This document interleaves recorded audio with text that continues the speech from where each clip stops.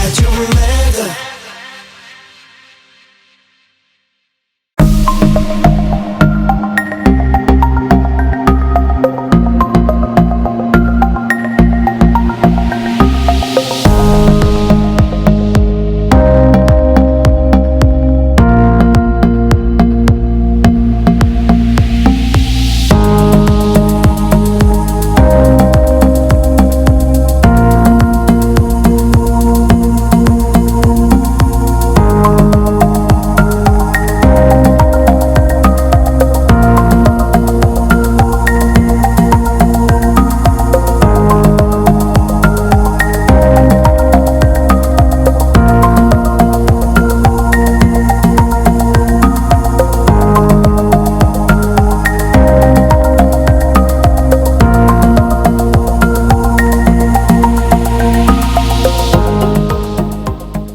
Cette deuxième édition du colloque Management, Innovation, Entrepreneuriat porte sur une thématique intéressante et d'actualité et qui suscite beaucoup de débats concernant le management en pleine mutation, les paradoxes, les impératifs d'excellence auxquels les managers sont exposés aujourd'hui. Ce colloque, il se déroule sur 2 jours. Il y a eu déjà hier 2 sessions plénières, l'une a porté sur la RSE, le management responsable, et la deuxième table ronde a porté sur la réforme en sciences de gestion, où on a eu la présence de professeur Lassad Mezrani, directeur de la rénovation scientifique, qui nous a parlé justement de l'offre de formation et de la réforme en sciences de gestion que nous vivons actuellement en Tunisie.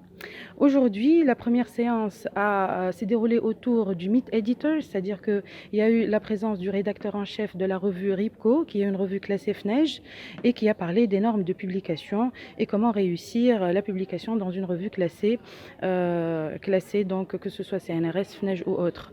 Après, il y a eu des sessions parallèles où les communicants ont présenté leurs travaux. Il y a également un doctoral workshop, c'est-à-dire un atelier dédié uniquement aux doctorants qui ont présenté l'état d'avancement de leur thèse. Donc, cette session a réuni plusieurs chercheurs, a vu également la participation de professeurs de renommée tels que professeur Yvan Péqueux, qui va nous joindre tout à l'heure. Il y a eu également la présence de professeur Sylvestre Ivanage, qui est le rédacteur en chef de la revue RIPCO, et également la présence de madame la professeure Corinne Gendron, qui est professeure à l'UQAM Montréal. Voilà, je pense que c'est un événement qui a tenu ses promesses. Je pense que c'était un colloque enrichissant où il y a eu beaucoup de synergies. Nous avons appris des différents chercheurs et j'espère que cette tradition de ce colloque-là ami continue et accueille à chaque fois des professeurs de renommée qui vont apporter un plus à nos chercheurs tunisiens. Alors le travail universitaire, classiquement, c'est de l'échange. L'échange, c'est toujours dans les deux sens. Ce n'est pas parce que j'étais invité que j'ai donné des leçons. Parce que j'ai été invité, j'ai également appris beaucoup de choses. Et donc, je ne peux que remercier l'organisatrice, parce que c'est quelque chose de difficile à organiser. Personne ne peut imaginer les difficultés de détail d'une organisation. Je la remercie de m'avoir invité et surtout, je mets l'accent sur cette double dimension de ce que l'on donne, mais également de ce que l'on reçoit.